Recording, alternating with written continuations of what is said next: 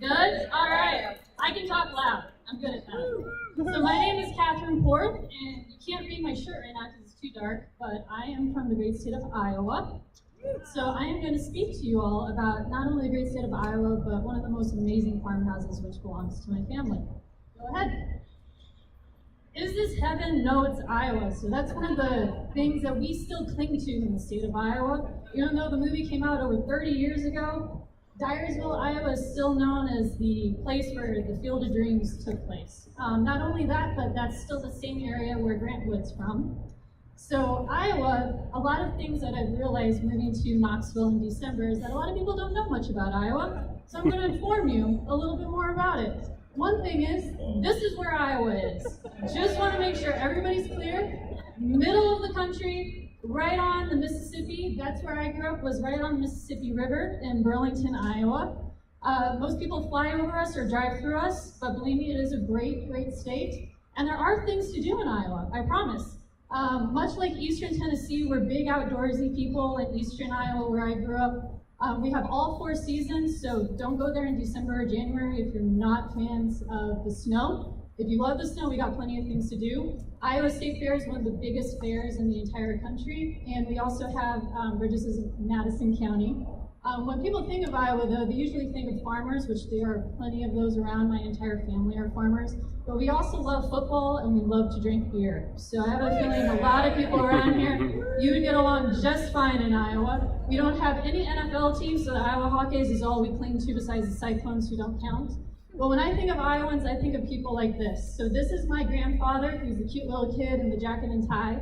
And that's his older sister, and that person in the middle is actually his brother. I thought it was his sister. It's actually his brother. But that's Robert Porth. So Robert Porth was born and raised in Iowa. But before I talk about the rest of my family, I have to talk about this guy right here. So this is Karl Porth. He's from Naumheim, Germany, and he was the first in my family to ever come to the great state of Iowa.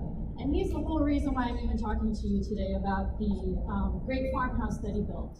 So a lot of people, when they think of a Iowa farmhouse, they think about something really plain. And within where our farmhouse is, this just shows you a map of all the farmland that Karl has. So this is still in our family. The blue and the green, that is my entire family plot. It is the great Porth Mecca, if you will. And if you pay close attention to that little house, that's actually a schoolhouse I'll talk about in a bit.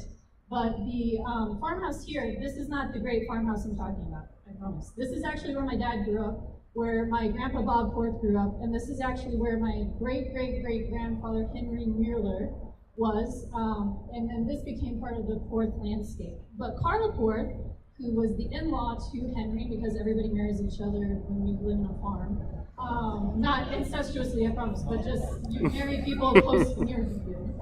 But this is where Karl Porth, this is his house. So definitely not your typical farmhouse. The picture on the top, that's actually from the early 1900s. And it had this amazing 4-story tower on it. And the Porth Schoolhouse, which is where my grandfather and his siblings went, that's actually the picture here. So that was the Porth Schoolhouse, which was right next to my family farmhouse with the 4-story tower. So it was in that green area.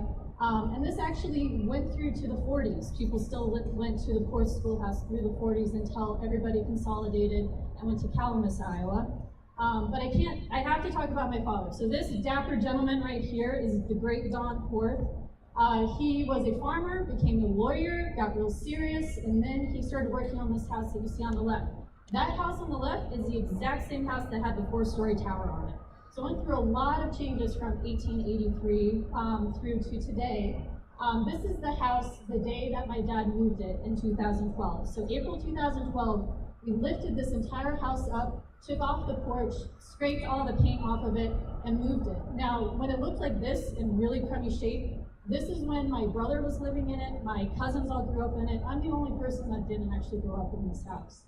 And it was moved off of the original limestone foundation that my brother used to hang out in the winter because it was the only warm place in that entire farmhouse. And it was moved onto a brand new foundation. Now, you'll notice that the foundation is a little bit bigger than the actual house. That I will explain in just a little bit. But first I want to show you the landscape of where it came across. So it was on the original plot. and we put it up on jacks on top of a truck and moved it to the neighboring field so that my dad had more land, in addition to building a brand new barn out back. So you'll see how big the new foundation actually is. So we actually doubled the size of the house. So these are the plans, and this was really where my mom started falling in love with this idea of this house and her retirement.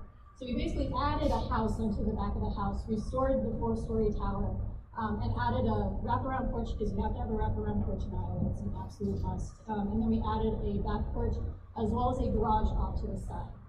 So everything's been happening in stages ever since 2012. The first part was actually building on the back of the house. My parents lived in the barn out back until they could actually live in the basement, so they were barn dwellers for a while. And then we started adding on the tower and the front part of it.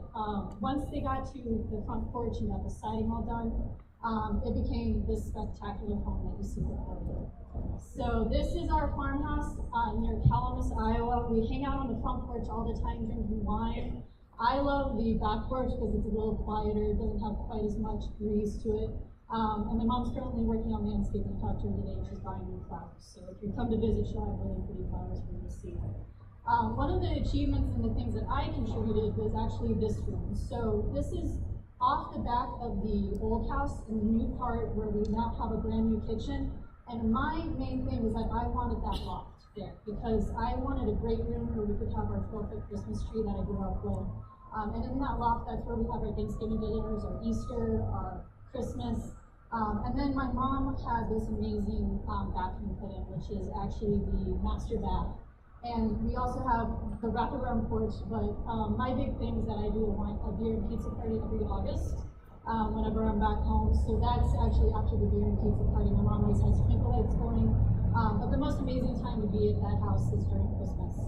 When I'm surrounded by my family, my uncle and my dad telling the same stories they've told for the last 20 years. It's one of the most amazing places you'll ever see. So if you ever find yourself in Calamus, Iowa, either by mistake, because you got lost on the way to Chicago, which can happen, or if you're there on purpose, stop by and my parents will have a glass of wine for you and we'll give you a wonderful tour. Thank you. Woo!